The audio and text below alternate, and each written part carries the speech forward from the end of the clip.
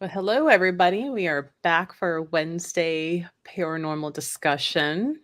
We're going to talk about the Devil Mhm. Made Me Do It case. And if you're not familiar, I do believe, if I remember correctly from the info, and Richie, you'll probably know better than I, maybe, Mhm. or Emily, like this has been the first court case for murder where they tried to throw in possession as the Yeah, defense. I think it It was. was. Held them better behave. And Richie, you were saying the judge, right before they even got started, he Mhm. was like, you are not allowed to Yep. use that because you can't prove it. Yep. And I'm like, way to go, judge. Because can you imagine every murder trial after that coming up? What every defense would be like, it was the devil, Exactly. you Yeah. know? So I support his decision No, to do that because like he said you. So he actually what he said was like you cannot use this defense. He said, I'm not going to say that demonic possession is not possible. I'm just going to say that you cannot prove demonic possession.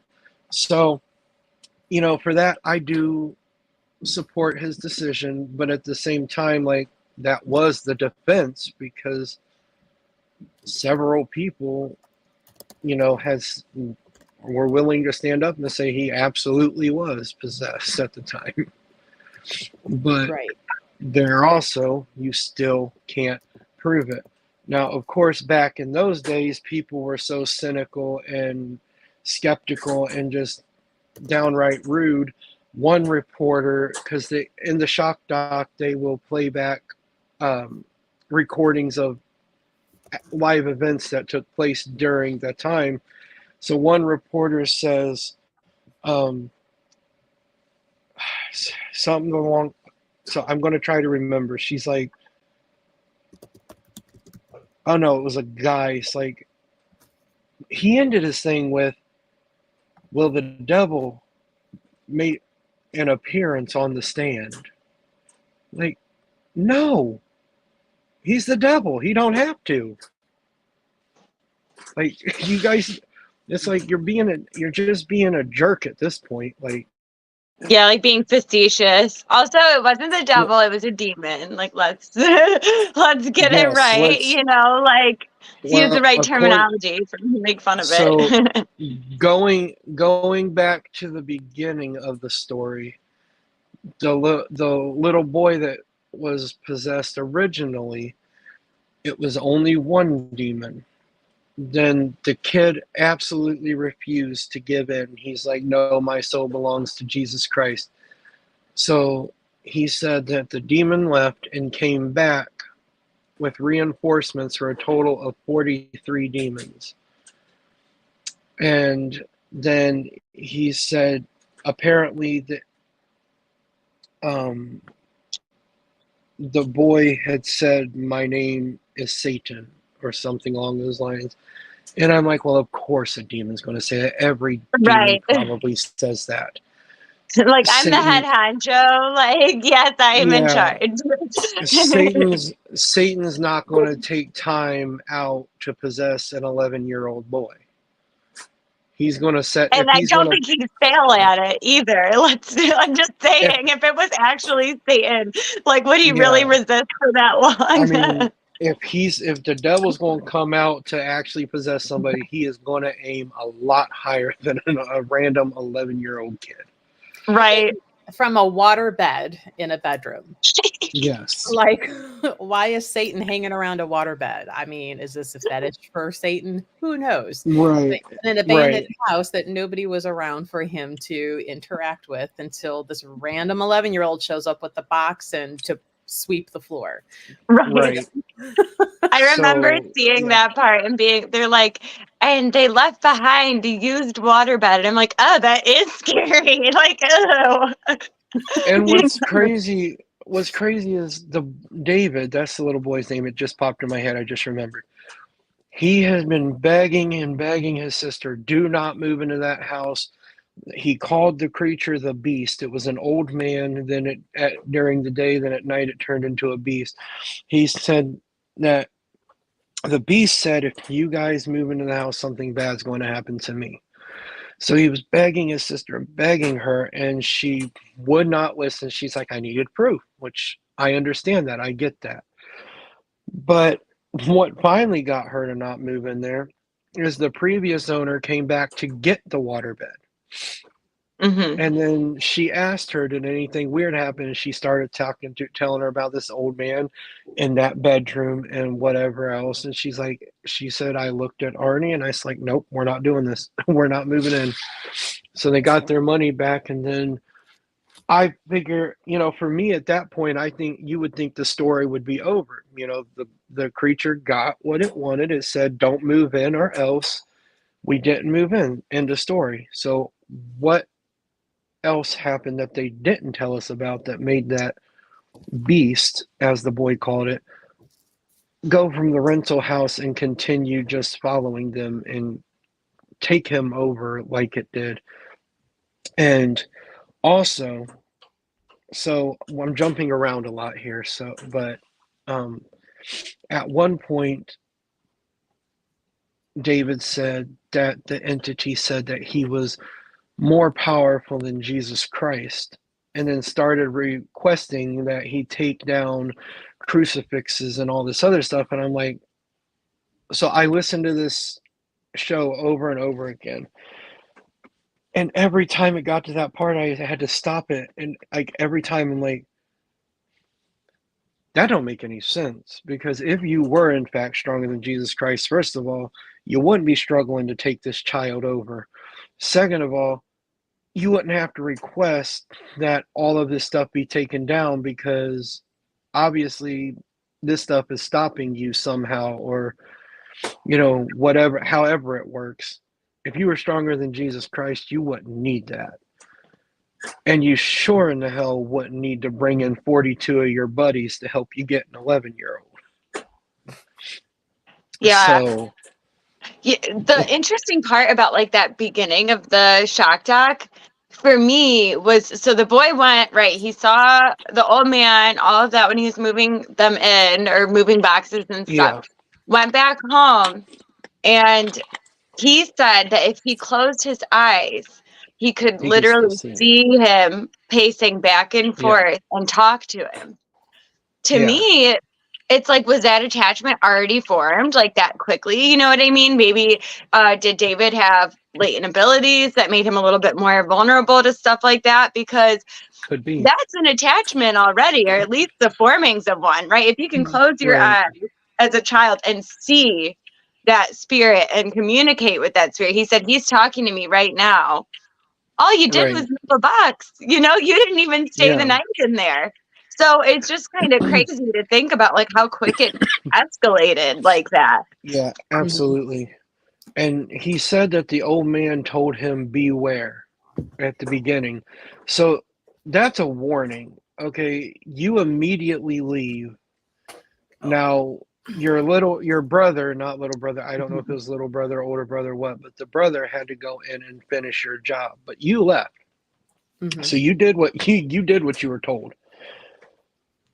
But so you were in the room for, I don't know. It didn't really say, but let's assume he went in there and it started happening right away. So what, 5-10 minutes maybe he might have been in the room, and then all of a sudden now this thing is attached to you right now?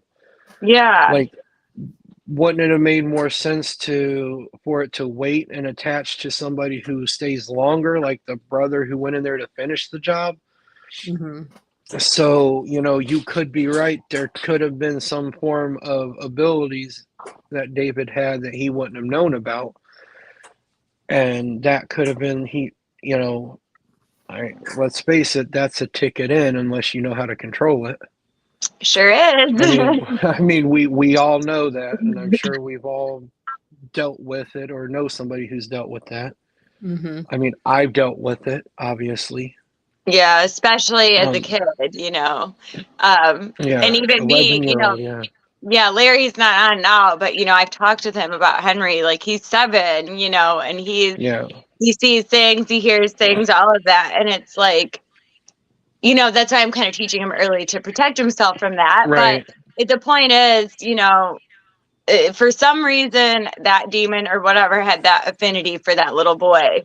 And what also Right. is funny to me is like, so a demon wants power, it wants control. Wouldn't you ultimately want the family to move in so that you have people Right. to manipulate and mess with, why are you warning and saying beware, but then also taking control over the child? Is it two different iterations of the same spirit? So Like, what's going on there, yeah, now that you mention that, I think it could be something along the lines maybe of my theory of the Exorcist case with the whole Lewis thing. Maybe the old man wasn't the demon or the beast. Mhm. Maybe the old man was a spirit that was maybe trapped in the house or something. It's just like, y'all need Yeah, to get the hell out because there's something darker here that's going to really mess you up if you don't, that you makes know. sense. Kind of thinking like, And some so, mediumship ability. Here's this old man that's like, mm-mm. Hey, yeah, listen, I know you can see me. Listen up, kid. yeah. So like Yeah, kiddo, you got to get your family and get up out of here because some bad stuff's about to happen in here if you right. don't. And that So does I mean, happen too, where, like you said, like if there's a really, really dark entity, right, that's non-human, sometimes they can have earthbounds or human spirits yeah, like kind of trap them in the house. That also would make sense why the old man would be saying like, hey, if you move in here, something really bad is going to happen. right, He's yeah, warning him. And then, obviously the actual entity there wanted him there. So yeah. that does make sense to me now that. So, ultimately the old man would still be at the house, but the demon would have transferred Right. places. So now it's like, okay, so now that just popped in my head, it's like, okay, now it makes sense how you can be warned to leave the house, and when you do it, you still pay the price for being there. So that makes sense now. And plus, if he wasn't, it had, I believe 100%, this is one of the very few cases where you hear these words come out of my mouth, that Lorraine Warren was on point with her judgments, with what was going on. Um, that's not going to happen very often, so don't get used to hearing me say that.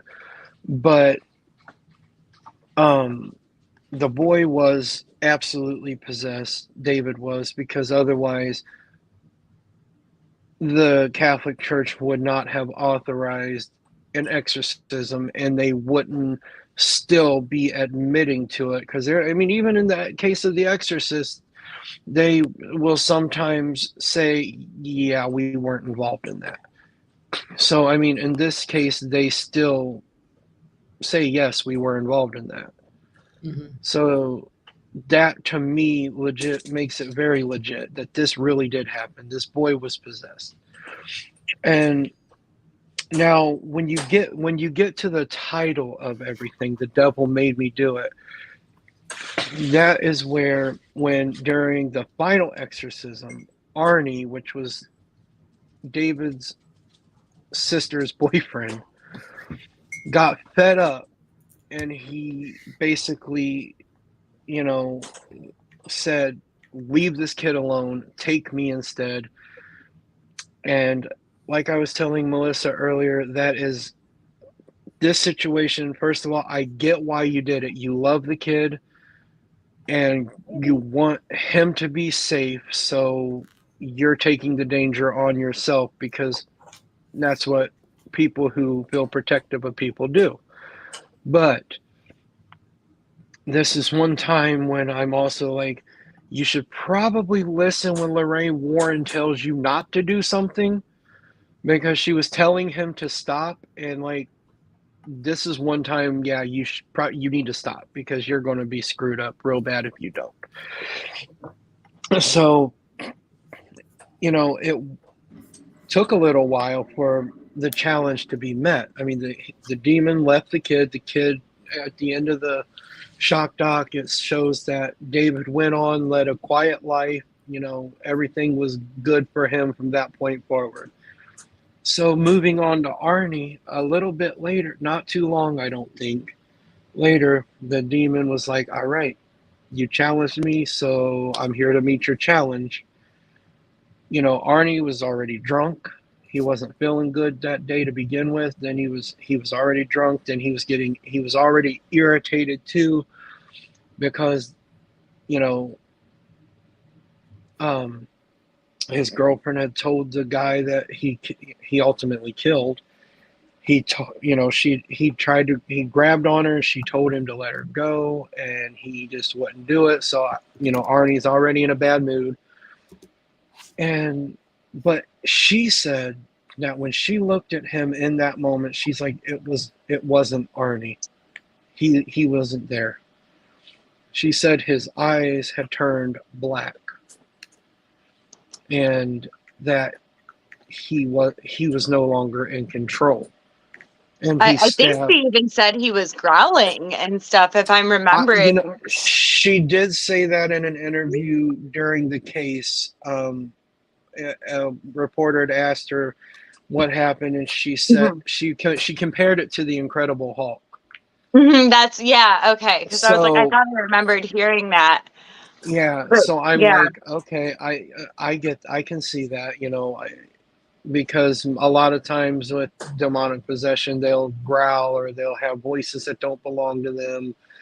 They don't look like themselves when they're under possession. And she's like, that wasn't him. So, and then when they found him, he was just like, he was confused. And he's like, I don't know what happened. And like when they told him that the guy was dead, he's like, are you sure?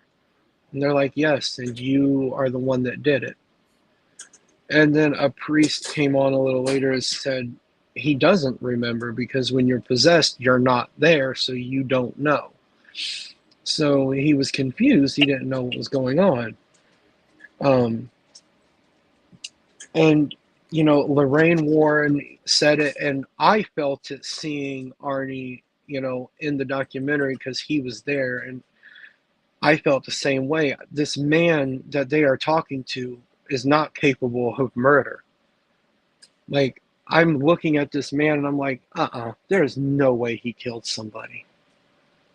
I just absolutely couldn't believe it myself. And of course, Lorraine, everything's demonic anyway. But she agrees that with that, or I agree with her that it just doesn't seem like he could possibly do that. But then again, look at serial killers throughout history. How many of them actually have people around them say they look like they could do it? Yeah. I guess we kind of have. I have a few thoughts on that. First of all, I think it's hilarious that they were like, so Arnie stayed home from work that day because he had a sore throat, wasn't feeling good. Then they had this huge party, and I'm like, oh, okay, interesting. Like, you were fine. Definitely could have went to work. But aside from that, Arnie, I couldn't get a read on him the entire time I was watching the documentary. The reason being, maybe this is just me, but let's say I'm possessed, right? Oh, it sounds like there's a lot of echo. Is there on your end, or is it just on mine? Okay, just making sure I can deal with it. Yeah, I guess what's confusing to me, even if I was possessed, even if I don't recall doing something, okay, somebody tells me I just murdered somebody, like that is my friend too. Even when he's talking about it in the documentary, he doesn't seem remorseful. He's not like, oh my gosh, my hands, I can't believe I killed somebody, or I can't believe I did that, or, how horrible that my body's being used to murder my friend. He's just like, don't remember. Like everybody else does, dude. So like, react a little bit. And I get this is, way afterwards, but he just seemed a little like unemotional to me for what happened. Like, it was weird to me. The girlfriend was more upset. To be fair, the guy he killed technically was assaulting the love of his life. Right. And I totally get that. But I would have no remorse. I mean, well, he knows it was after he decided it was time to leave, and the guy basically refused to let them leave his house, Right. that the demon, you know, was said to have taken over. So he knew that the guy was being an ass. He was basically assaulting his wife. He wouldn't let them leave. Well, they didn't get married until after he was locked up. Right. But he basically was holding them hostage at this point. He wouldn't let them leave his house, and was touching his girlfriend. Like, at this point, like, I don't need the demon to whip somebody's ass at this point. Right. I totally recognize that. To, Yeah. to kill him, yeah, it's going to take that. A little, extra yeah, it's a force. little much. Let's just But- say a slight overreaction, maybe. But But but I see what you're saying. Like, in the documentary, he really was kind of like, very laid back, not remorseful, almost yeah, like pretty cavalier. almost like he completely removed himself from the situation. Like, I have no feelings about it. Right, which I guess, like, if you're in his mind, he's like, I don't remember doing it, I didn't do it, then he doesn't feel any guilt. But, like, I don't know, to me, Yeah. I would still be just really unsettled that my body was used for something like that. I went to jail for it, right, for Yeah. 5 years. And the other part that's insane to me about this whole thing, okay, so he's the lawyer. I loved the lawyer in the documentary. He was awesome, the defense Yeah. attorney. But kind of dropped the ball, like, to me, when they're like, okay, you can't use demonic possession as a defense, right? And he just Mhm. switches to self-defense. Like, no, buddy, guy says he doesn't remember anything. Like, plead insanity or something, right? Like, you know what I mean? Couldn't you argue, okay, he wasn't actually possessed by a demon, but he thought that he was? Why wouldn't you say that instead of like, oh, well, now it's self-defense? Like, bro, Yeah. and then somehow If he you- still only got manslaughter charges and then got out after 5 years on good behavior. Being a good boy. Yeah, I Yeah. think so. If they would have went with the insanity, like, he would have to go through, probably by both sides, mental evaluations. Yeah. And then Right. if it came back like, no, he's sane, He's sane. It's almost it would have right. been bad. another Yeah. like pre-coffin nail in. Be like, Yeah. yeah, nice try. Now Yeah. you can kill somebody, but now you're trying to fake why you did it. That does Right, make sense so- too. Yeah, that's So valid. I absolutely support his decision to go with self-defense, because, if he hadn't killed him, if he had just beat the mess out of him, it would have been in self-defense. Or even killing him, if he had done it himself, it still was self-defense, because the guy basically was holding them hostage in his house. He wouldn't, or not hostage, but you know what I mean. He basically kidnapped him. He wouldn't freaking let him leave. Like, I'm gonna stab you too, so I got to go. Like, Well, I mean, and if this is the only way. I've always been one of those people watching movies, and in this case, the whole time I'm sitting here going, why wasn't the girlfriend stepping in or Mhm. helping get out of the house? Why was she standing back, letting it escalate to True. this point? There were 2 of them, one of him. True. Between the 2 of them, they could have gotten out of the house without having to murder somebody. Fair enough. You know? Right. So I'm always that one watching movies, and I'm like, why is the girl standing over there doing nothing? Pick up a board, pick up a rock, pick up a hand. Yeah. Right. They won't even Something. expect it. Plus, Yeah, like, you had the knife. Couldn't you have just wielded the knife and been like, buddy, I'm leaving? Also, too, Right. with self-defense, like, I get the guy wouldn't let him leave, and I get he maybe, like, grabbed the girl to try and get them to stay. But in all reality, like, how many times do you have to be hit or have somebody actually coming at you trying to physically harm you for it to be self-defense? You know what I'm saying? Like, Yeah. the turn of events, as ominous as it might have seemed, all the guy really did was probably grab her arm. He didn't go and hit anybody. He didn't use a weapon. You know what I'm saying? So, like, even the self-defense thing, like, it sucks. Like, there wasn't Yeah. really a good case aside from the demonic possession, but it seems like the jury kind of believed the demonic possession thing anyway, because they Oh, not absolutely. guilty, right? He was not guilty. Yeah. So until he No. got the manslaughter charges. So Yeah, they absolutely believed it, and that nobody wanted to send him to jail in the first place, because they obviously believed it. you know, but in defense of sending him to jail, there is still a body and somebody still has to pay for the death. Manslaughter was generous considering had he been convicted of murder, who knows what he would have gotten. Right. So, Yeah. and I mean, he only did 5 years of a 20-year sentence. Which is crazy to So, me. I mean, Crazy.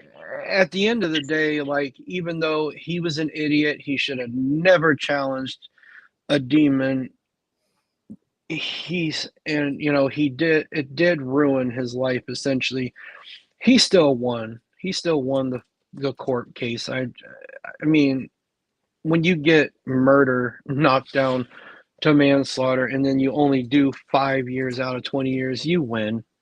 That's what like the defense attorney said too. He goes, "I'm going to call that a win," and I'm like, I mean, I absolutely, and plus, you know, though your girlfriend married you while you were in prison, you didn't lose any of your family because of it, you know. Right.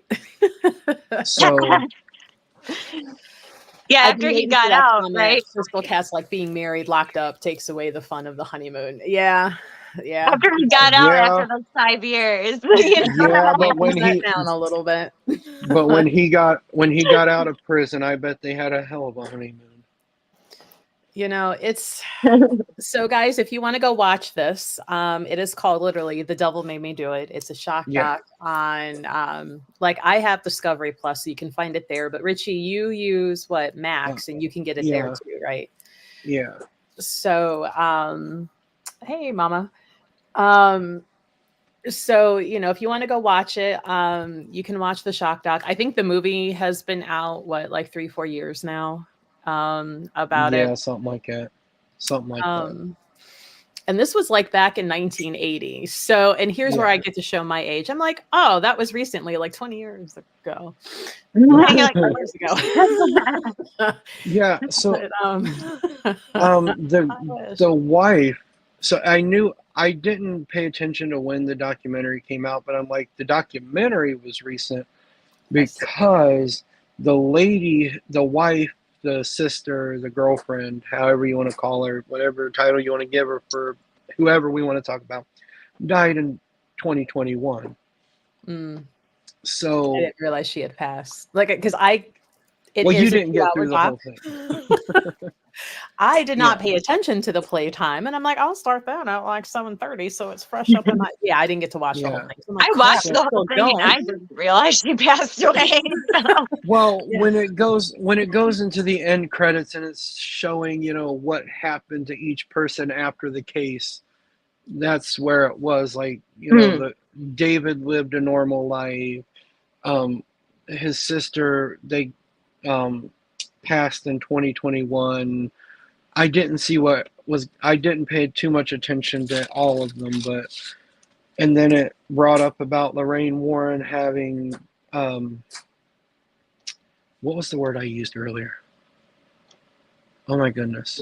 Consulted on all of the Conjuring movies until her death. And it said all of that stuff and telling us about, you know, like Ed and Lorraine did paranormal cases until he died, and then she continued and whatever. All that crazy stuff. And too much to read for me when I am, especially at 6 o'clock in the morning and I just worked all night and I'm tired anyway. I'm not really wanting to read all of that. But I caught bits and pieces. I would have been asleep in 15 minutes into that movie. Well, I watched it at work. So at work, that makes sense. But you know, this is probably the most this is probably the case that I'm most interested in. I think out of the ones that we've discussed, this one is the most, there's so much going on with it. And there's so many underlying things that just either don't add up or are just super interesting. You know, and like Melissa said, the precedent that it would set if you really could say, oh, the devil made me do it, you know.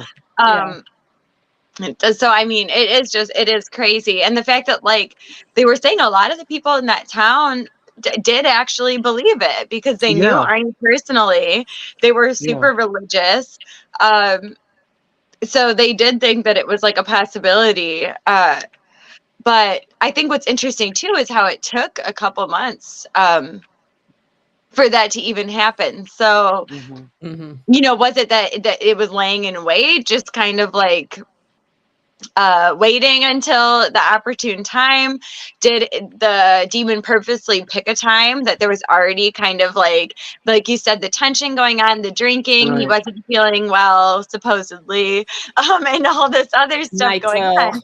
Yeah, like, come on. But Well, you know, to be fair on that point, him not feeling his wife, I'm going to call her his wife because that's yeah. what she became. His wife did say that he didn't want to go out, but she had Oh yeah. gave him some antibiotics, and she convinced him to go out.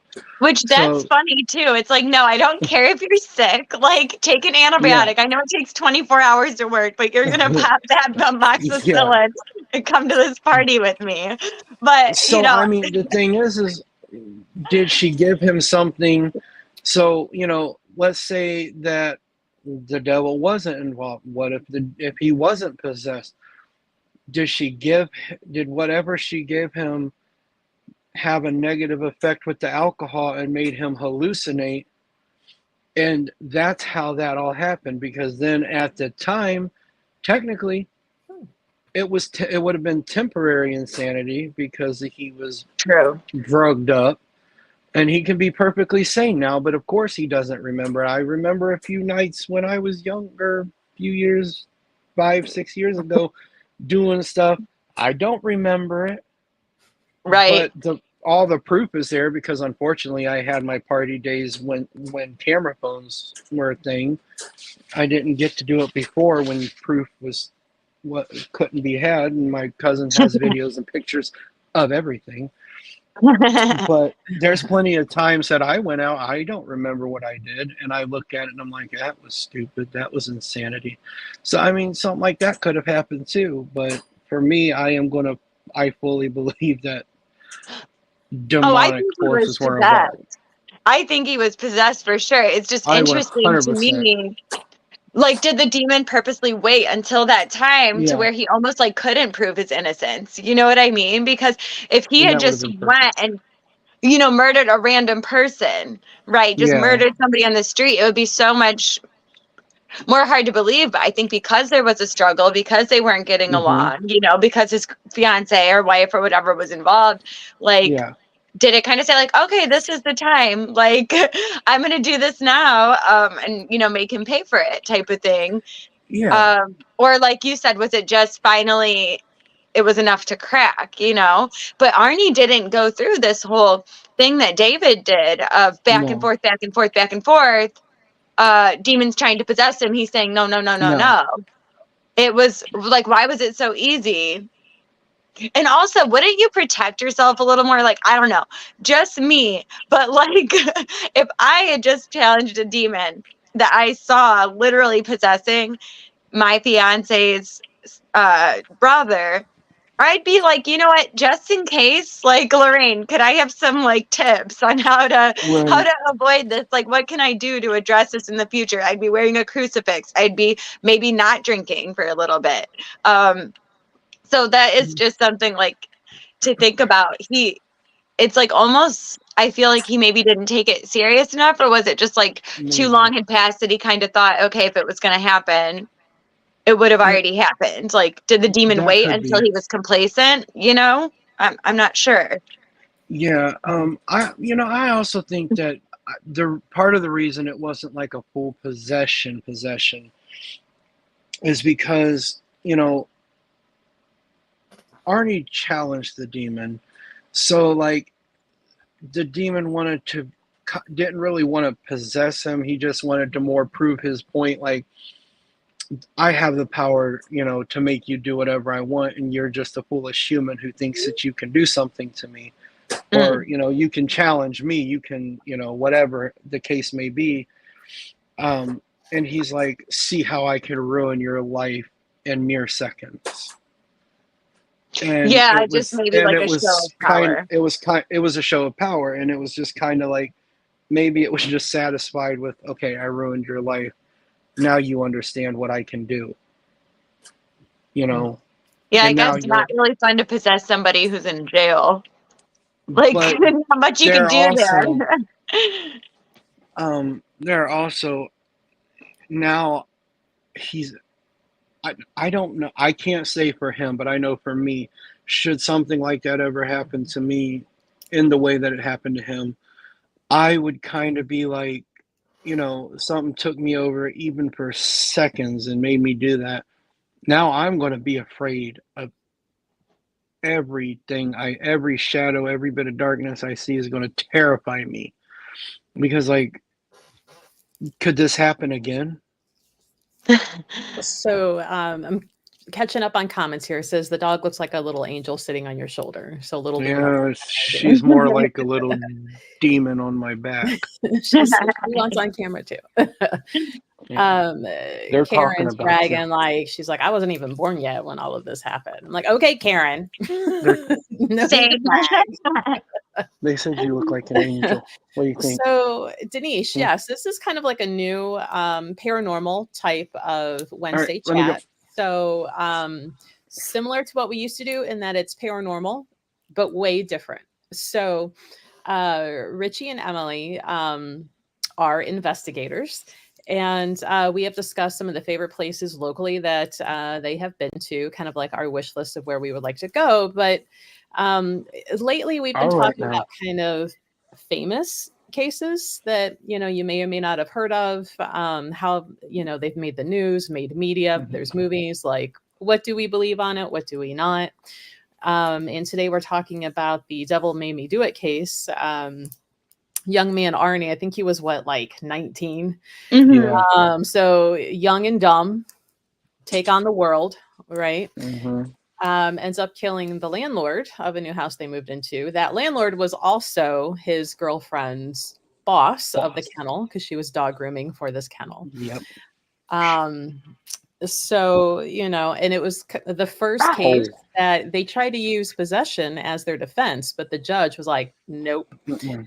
And I applaud the judge for saying that because as the true crime person, like the first time those cases came out where there were like multiple personality disorder, so many people came after that trying to use it. And it would like slow cases down as they're proving and disproving. So imagine what would happen with every murder case if that judge was like, yeah, okay, use that as your defense.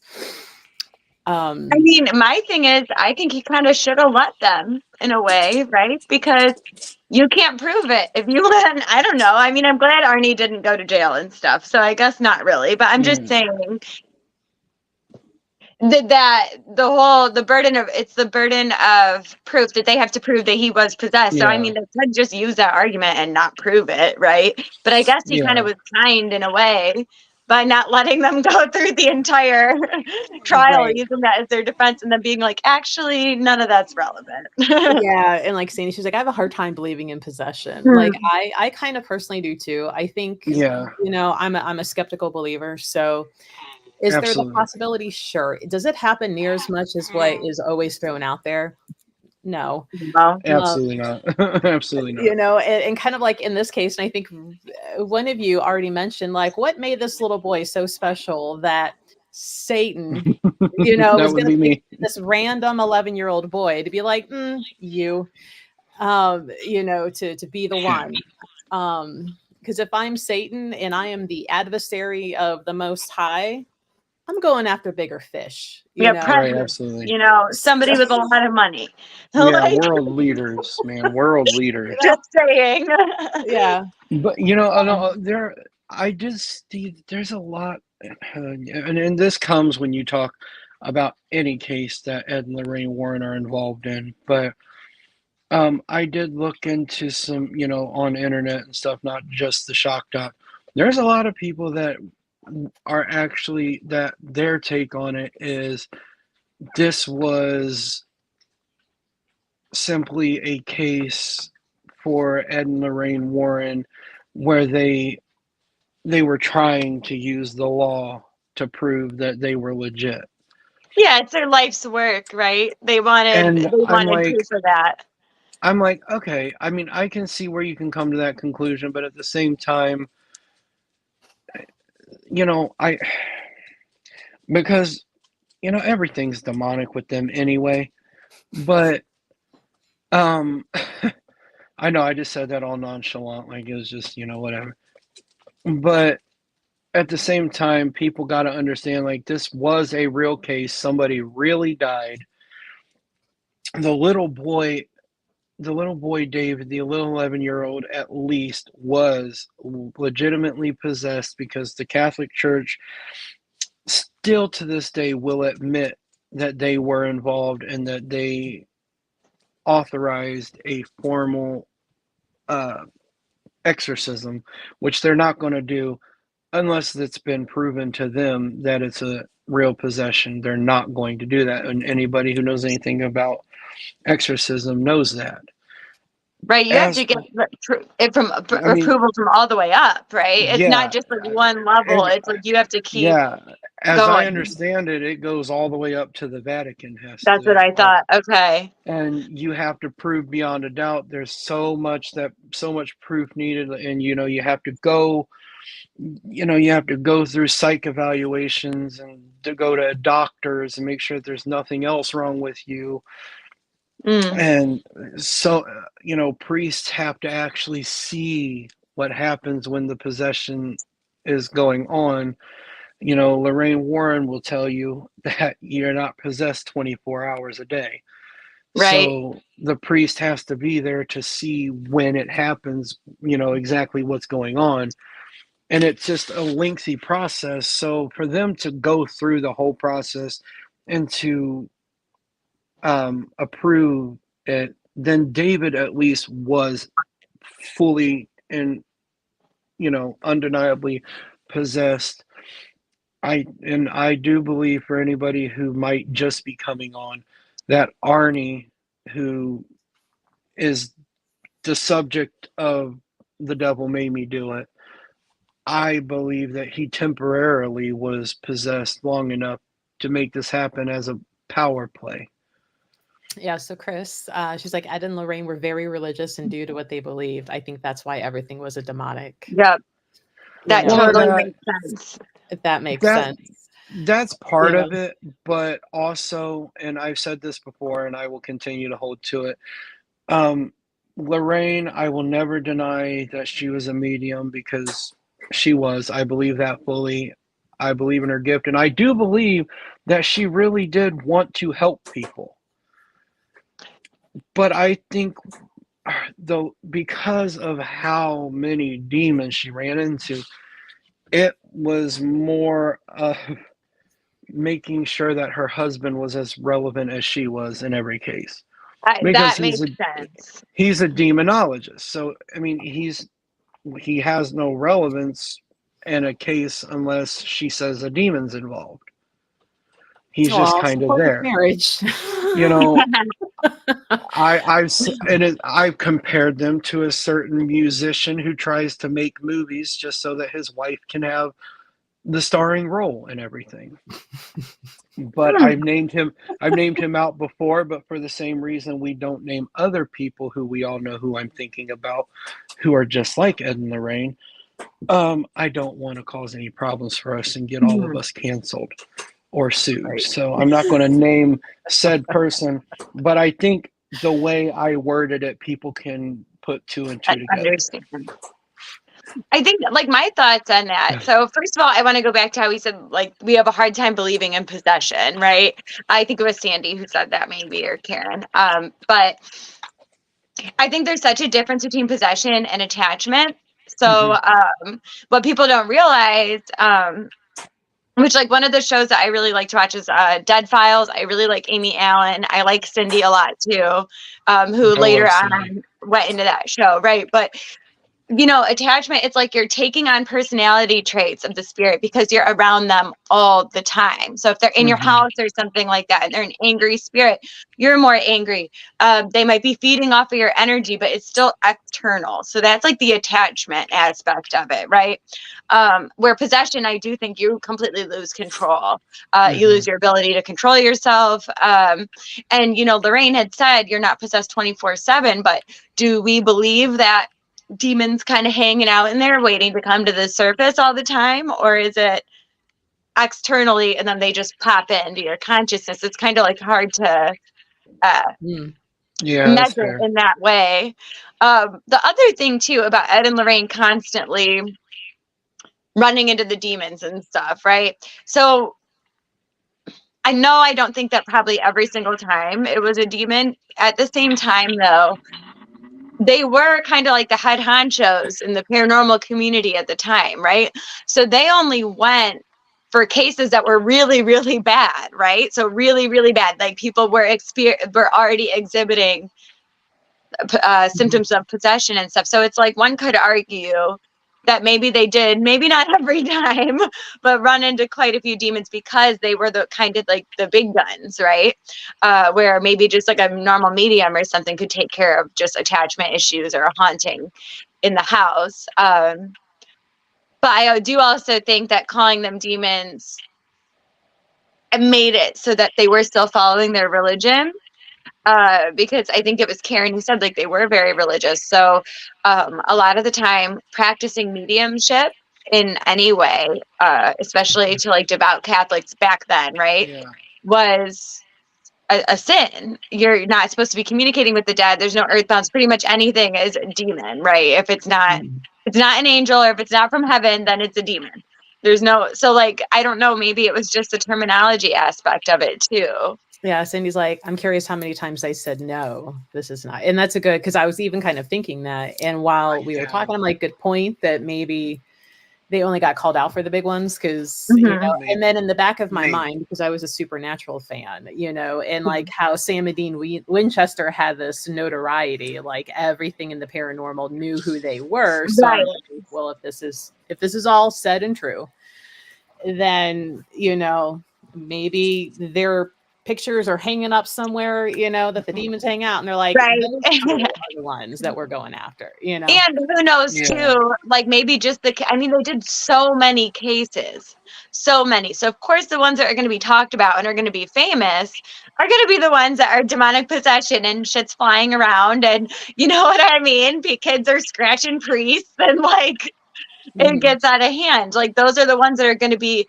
popular and famous. They're not going to be like, yeah, I went over to Bill's house and it's just an old lady there. Like that's not going to be made into a documentary, you know? So who knows? Leaving random granny squares all over the house. But at the same time, there's one thing that is pretty much synonymous with every case I've ever heard what they're involved in. Somebody at some point says, Ed provoked. You should never, ever provoke anything. I don't care what you're doing, what your point is, why you're doing it. You should never provoke anything, because the thing is, and you guys are leaving this house. These people now have to deal with the fallout from whatever irritation you created. So, I'm sure that they ticked off a lot of human spirits. And, we know that they ticked off some demons. I 100% believe that they did run into demons. They've been around, they were around so long, it would be more impressive to me if they hadn't come across any demons. That would be more impressive for the length of time that they were in the field. And they're the grandparents of paranormal. Without them, none of us would be sitting here talking about it. I mean, they watched so we could run. Like honestly, yeah, literally. And as much as we all talk about them and we're skeptical, like we talk a lot of smack about them, and I will continue to. but we do owe them gratitude for making this possible. We probably wouldn't be having this discussion if they hadn't, taken the time and, basically, I don't give a shit. We're going to do this.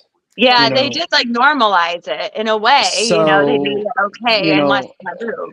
I mean, who's to say what would have happened if they hadn't? Maybe somebody else would have did it, but, you know, but I still, I see where it's coming from because I used to be told when I was a kid, coming up in a Baptist religion that, if it's not of heaven, then it's demonic. So your loving grandma's not beside you, it's a demon.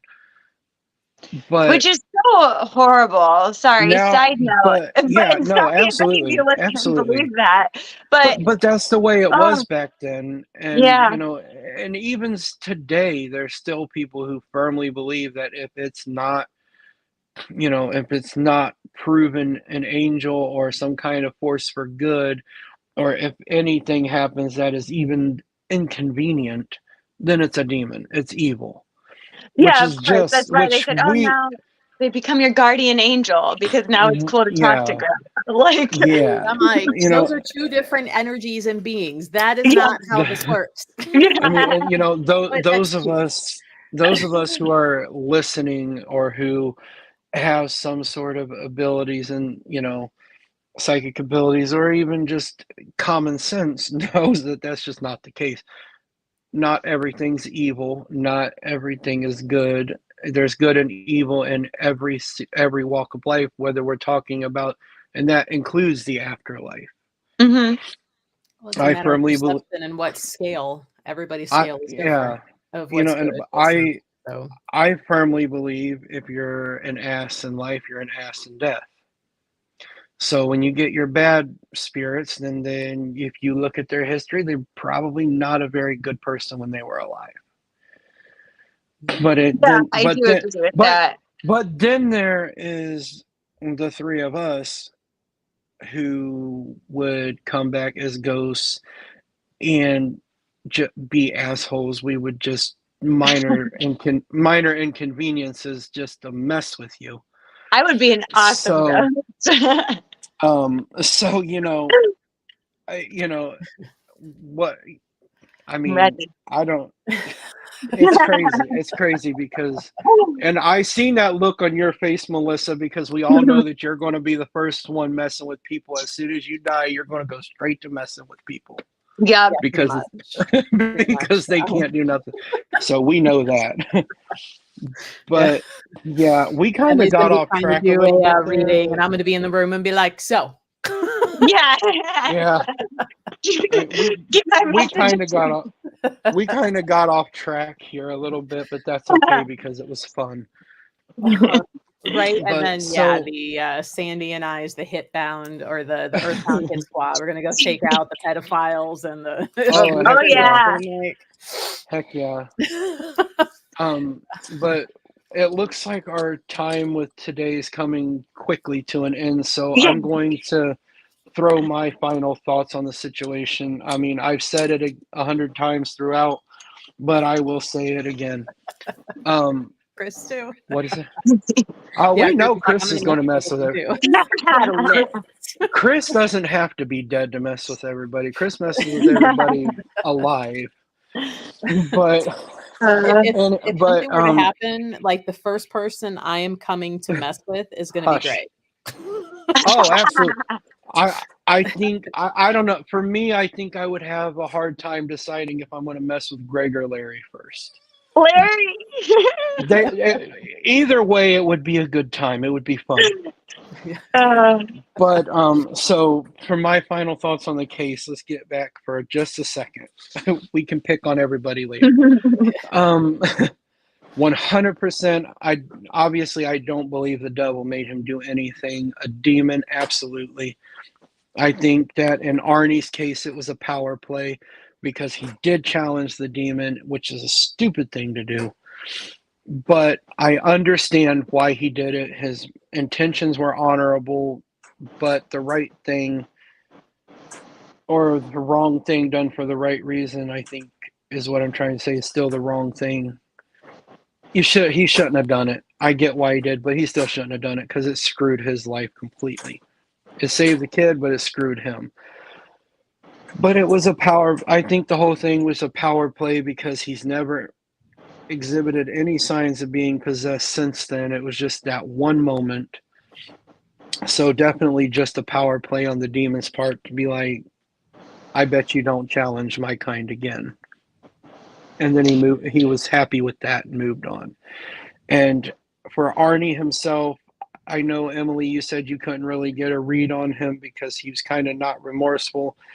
My read on him is I don't think he could have done it unless he was possessed temporarily, or unless something else, or something else influenced him to do it. He couldn't do it on his own. And the not having remorse would probably come along the lines of something discussed also. I think you also said that priests say that when you're possessed, you're not there, so you have no clue. So in his mind, he didn't do it, so he has nothing to be sorry for. He might be sorry the man's dead, but he didn't do it, so he's not sorry for, doing it, which I think is the point. And they're also, he's had a long time to come to terms with what I was about to say. A lot of time before the documentary. Before the documentary, I'm sure he had to go through a lot of counseling to get to the point that he's at now. So personally, a demon did make him do it, and he absolutely could not have done it otherwise. And I am so glad that he only did 5 years of a 20-year sentence, because personally, I probably wouldn't have been able to lock him up in the first place, but that's me, right, because I am me, and I understand. Yeah, I do agree with you. I think he was possessed. I think, all of that happened. I think he also probably could have just faked a little bit of guilt, or just seemed a little bit more unsettled or alarmed, or because he didn't even seem that freaked out that he was possessed to begin with. Like I said, I understand years have passed, but he just seemed real casual is all I want to say. That being said, though, like you said, he had a lot of time to come to terms with it. It could be one of those things where you tell a story so many times, it's just like when that is. Yeah, exactly. So, but I do think, memory. Right. I do think he was possessed, though. I mean, could he have been internally a psychopath and used, his girlfriend's brother's possession as kind of a little segue into like committing murder, I guess. But, maybe. We'll never know for sure, right? No, for sure. Melissa, I really want to know your thoughts, because I know. because the Amityville case, you and I did disagree on that one.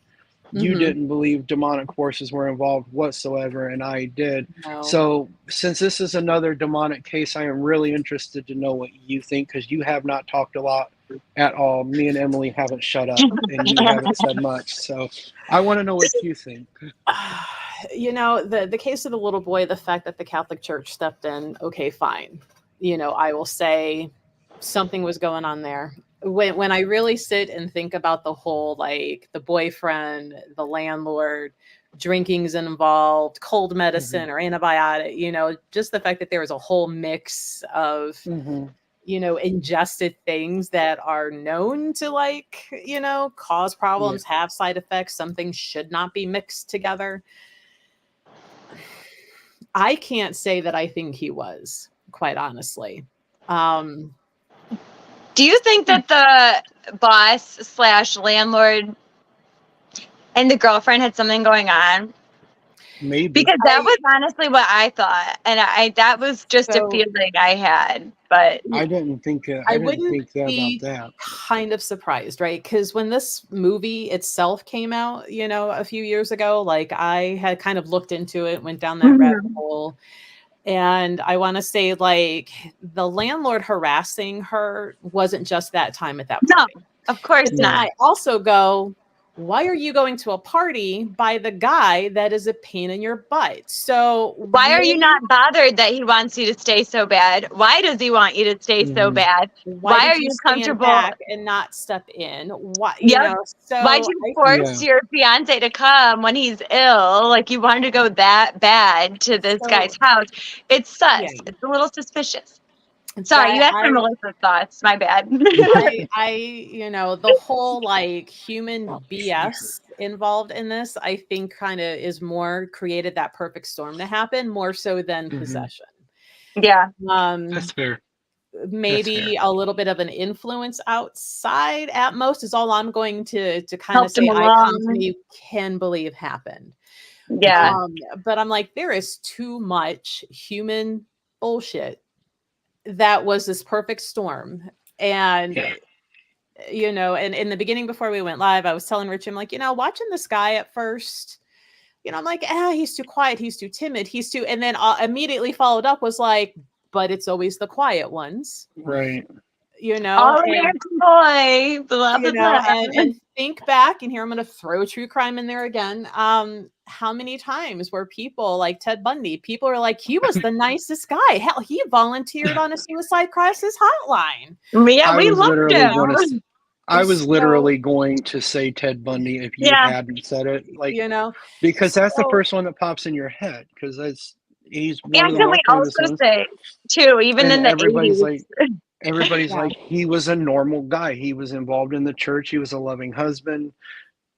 Even when the name Ted Bundy, even when the name Ted Bundy was said, his wife was like, "No, it can't be. They are just using his name. It can't be him." Yeah, so they're very good at presenting a certain way in public. Absolutely. So, this case, it's actually like 43 years old now, unfortunately, because I was like, oh, this just recently. No, it's not recent. No. Showing my age. So yeah, he's had a lot of time to do that processing, to put that mask on, to distance himself, to, do what needs to be done and present a certain way on a documentary that's going out to the public. He didn't do a great job, though. Yeah. So, little boy, okay, I will say probably if the Catholic Church stepped in, something was going on that concerned them. Yes. Fine. This whole party, drugs, drinking, sexual advances and assaults and no. Fair point. No. Fair enough. And the fact that, I don't see, this is where it was presented in the movie. I didn't get far enough into the doc because I didn't realize it was 2 hours when I started it. But I do believe like he was found walking all bloody just down the road. Yeah. Yeah, and the cops are like, "Hey, buddy, what's going on?" And the whole like, "Oh, I don't remember it." Like, really? And actually, he was. That's proof he didn't know that he wasn't in his right mind. But I'm like, he was on how many meds and alcohol? So, couldn't find his way home. He wasn't in his right mind. Couldn't find his way home. Okay, but where did they find him? Outside of his wife's mother's house. Hmm. He was found by his in-laws' house. So obviously some part of him, or maybe like present. but there also, if he came back to, maybe that was the closest thing to him, or I don't. But I wake up covered in blood, though. I'm gonna be like, I'm gonna freak out a little bit. Maybe I need to call my girlfriend and ask her what happened. I'm not. Yeah, like something happened. I'm not a hunter. I wasn't dressing a deer. So what happened here? Yeah, and I do agree with you, Melissa. This, there was just too much human BS involved. So, and like I said earlier, the medication could have not reacted well with the alcohol, or something, maybe, because the girlfriend said that he growled and his eyes turned black. Well, maybe she was hallucinating too. Maybe they were doing more. Maybe they were doing more than what they were telling the police they were doing. And he in the heat of a psychotic episode from the drugs thought that the guy was more dangerous than he was, and that was the Yeah. only way he could save himself. I don't know. And Yeah. but I mean, something Well, and on the outside may have given him a little push, but I do, I now that you put it that way, I may have to revise my opinion on Yeah. his side of the case. She did Well- also, I mean, she would have a vested interest in saying, like, oh, yeah, he was growling, eyes black, blah, blah, blah, Yeah. because she doesn't want him to go to jail, you know? No, I mean, no. I know we're at an hour here and we can just kind of keep repeating the same things over and over, but I'm just Yeah. saying, I think it's suspicious. That's all. It's just a little suspicious. Yeah. So the little boy case, David's case, the demons, the Arnie's case, probably a psychotic episode brought on by drugs. Now that you put it the way you put it, I'll revise my opinion like on that little part. boy, okay, if it's enough to get the church's attention, because Mhm. that is a process and there has to be good approval before they're willing to step in. Yeah. But yeah, I call bullshit Mhm. on the whole other part of it. And so if you It would was a like to nice watch try. this documentary, it is called The Devil Made Me Do It, which I also think was the name of the movie Yeah. years The ago. Conjuring, the devil made me do it. Yeah. And I watched it on Discovery Plus. Richie and Emily, I think you guys were getting it on Max, right? Mhm. Yeah. So it is available out that way. If you have either one of those, you can find it and go watch it. It is 2 hours, so know that before you start. But it was, and this was one of the few that we've been watching and discussing where, I was I'm like, okay, that's a good point. That's not that, whereas there's been a couple others who the professionals they were bringing in to discuss, I'm like, why are we listening to you? You've been proven that your show is a hoax. Yeah. So, the lawyers are actually involved. Oh, yeah. So you're hearing from the people that were actually present in what Yes. happened and then the legal case later. So, if you're looking for something to watch and you like the paranormal stuff, it is called The Devil Made Me Do It. We haven't decided what we're going to talk about next week yet. I think I would like to try and find, and maybe one of you two would have an idea, a paranormal case that isn't necessarily Christian related, Mhm. that it was some sort of other religion that had to step in. I would be very interested in that. Yeah. I'm like, demons are a Christian thing. Okay, we've covered that. Yeah. So where and when have other religions had to step in to remove something? Yeah. Okay. So either that or maybe I'll try and look for like a more well-known local case as well. Maybe something a little bit closer to us that people would know. House of Wills. Yep, that would be a good one. there is a Something newer like that. book that came out about that. Mhm. And then there's what is that mansion in Cleveland? Oh, Franklin Castle. Yeah. Yeah, Well, there's I Franklin saw that. That is Castle. a really Yeah. cool building. But yeah, and if you guys have ideas, send us a little whisper message because we're Yes, always open to. please. We want to know what you guys want to hear about too. So we don't want to just talk at you for an hour about something that you don't care about. So Yeah, and Yeah, we you do. guys can go on to Facebook and join my paranormal group on Facebook. Oh goodness, I forget. I changed the name of it now. Yeah, I was going to put the banner up. Then I'm like, wait, the banner won't work because you've changed the name. Yeah. Best laid plans, Richie. Yeah, my brain just turned off. Emerald Isn't it Raven. You're Yeah. welcome. Emerald Raven Paranormal. You can tell your stories there. You can tell your stories there, and if you want, or email Melissa or whatever. If you want a story read on here, we can read your story and discuss it. Mhm. And we can tell you, our opinions on what happened and maybe shed some new light on what you thought you knew and maybe you don't. I mean, Yeah. we can do that for sure. Also, if you're interested in maybe Larry popping back on, or if we can con another reader or psychic or somebody else to Yeah. pop on and chat with He was us. hinting, like heavily. Yeah. He's like, I'd like to do that again. I'm like, oh, would you now, Larry boy? Would you? Yeah, I have a really good friend who does paranormal investigations, and I was talking to him the other day about possibly having him come on here one time and talking to us about, the cases that he's been on. Mhm.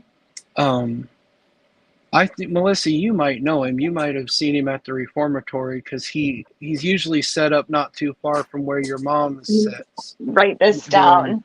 See, I don't like, Parapsychon. where's my notepad to write this one down that Denise is throwing up? Which one are you? No, don't go away. Come back. Tell me. Beverly. Yeah, sorry. I meant to take. I was trying to take a screenshot so I can still have this instead of writing Okay. it down like you guys are, and I accidentally turned on the screensaver instead. You asked me what his name is, and now it just went right out of my head. Quickly too, while you're still thinking of that, I would won't love remember. to also discuss cases where mediums actually helped the police find the killer, locate a body, stuff like that. Because I know like Amy Allen helps on actual like criminal investigations, and I would love to talk about like actually using it in investigation. So it's funny. A lot of times I hardly ever sit and watch TV. If it's on, it's usually background noise unless it's something that we're going to discuss, right? Acting crazy. I think I had The Haunting on, and it was just running through episodes. And next thing I know, I'm doing dishes, and from like the other room, I'm hearing, and Amy, blah, blah, blah. And then I hear her, and I'm like, that's Amy Allen. Paranormal investigators, how you started out, and suddenly you became this whole thing over here. Really? So I'm like, I'm going to stop you for a second because it. Season 1, I don't know. 4 was her episode that she was as a paranormal investigator. Don't know why it amazes me, but like, it amazes me that a haunting is just simply background noise for you. Mm-hmm. When I'm watching it, I'm like, when it's on, I'm like, I'm on the TV and the slightest noise. What the heck? I mean, I almost. We're desensitized. I almost. Paranormal is my background. True crime is my go to sleep. And at one point, like it was auto playing through, like what is it called? Like When They Sleep or something. And it's people like murder cases where people are asleep in bed. And my friend's like, "How are you falling asleep to that?" I'm like, "Oh, just damn." It's comforting. I'm tired. That's why I'm going to. Really? Just damn. No, it takes me a minute to, even though I'm a paranormal investigator, like because of the discussion you and I had last week, Melissa, about my gifts are coming in, they're getting stronger, and now they're starting to mess with my dreams. And so I'm like, I'm not going to add the paranormal TV show that's already in my head when I go to sleep. I'm not going to give this thing any more fuel to keep messing with me. So Jen, sorry, I'm just writing down this comment while you're looking. Maggie, tell me later. I'm not. You're gonna see me at some point today. So just tell me later. And what's interesting? No, actually, write it down because she'll forget. I wrote it down. I think Emily wrote it down. I have a whole other perception when it comes to the jinn because I work heavily with the military and healing, our troops and everything. And so many of those men and women, what they come home with because of being over there.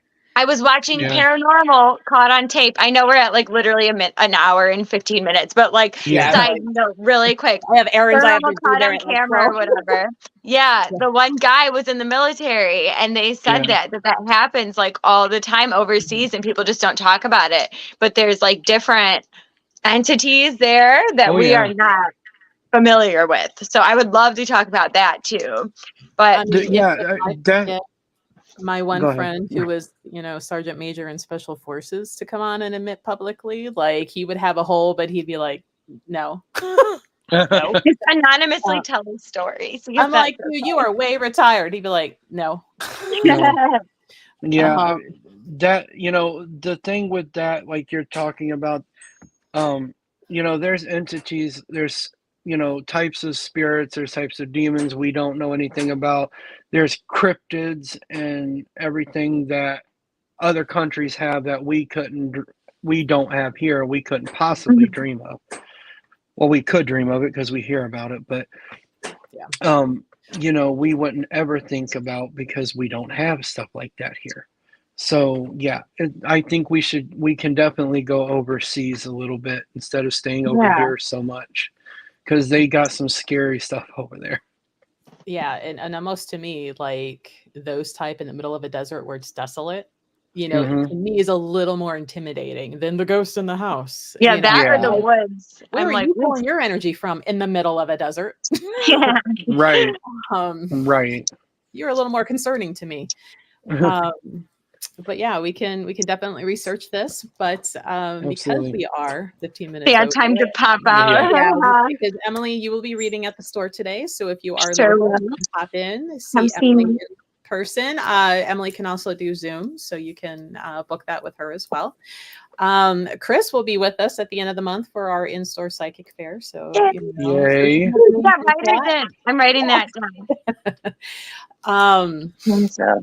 You know, but if you're local, pop in, say hi. We sometimes see Richie randomly throughout the month and sometimes on psychic fairs with his book, which is titled Journey into the Unknown, available on Amazon. So. Books plural. I'll be there working, so I'll say hi to everybody if you come see me. Yeah. Absolutely. But we will be back next Wednesday, 10 a.m. with we'll figure it out something. between now and then. You guys will all. You guys, most of you, if you follow any of us on Facebook, I'm sure you will know ahead of time what we're doing. I don't know where else it gets posted, but I know that for sure. So 1, 2, 3, 4, 5, 6, 7 platforms on my end. Yes. Well, I got Facebook. That's all I can say. But anywho, so it was good talking to everybody. Yeah. So thank you all for listening. Way past our time. Yeah. Thanks for letting us babble. All right. Bye, guys. Bye. Bye.